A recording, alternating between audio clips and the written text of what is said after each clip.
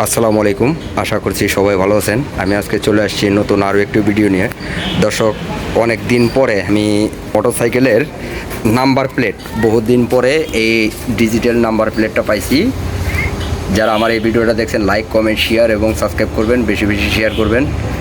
Digital number প্লেটটা পাইছি। আগে আমার নাম্বার প্লেটটা ছিল, এই যে আমি আপনাদেরকে দেখানোর চেষ্টা করতেছি।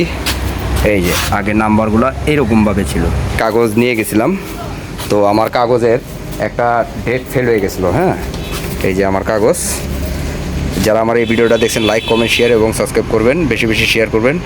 এই যে আমার বিআরটির ব্লু বুকের যে কাগজটা, সেই কাগজটার ডেট ফেল হয়ে গেছিলো। পরবর্তীতে আবার ডেট বাড়িয়ে তারপরে এই কাজগুলো করে নিয়েছি। এই যে নাম্বার প্লেট বসানোর আগে এরকম একটা সিল মেরে দিবে, তখন সিল মারার পরে তখন তারা আর কি মোটরসাইকেলে এরকম একটা ডিজিটাল নাম্বার প্লেট দিবে। এই যে দেখেন, ডিজিটাল নাম্বার প্লেট। আসলে আমি অনেক খুশি যে এখন ব্লক করার মতো সিস্টেম আমার ইনশাল্লাহ হয়ে গেছে। ধন্যবাদ। আসসালামু আলাইকুম।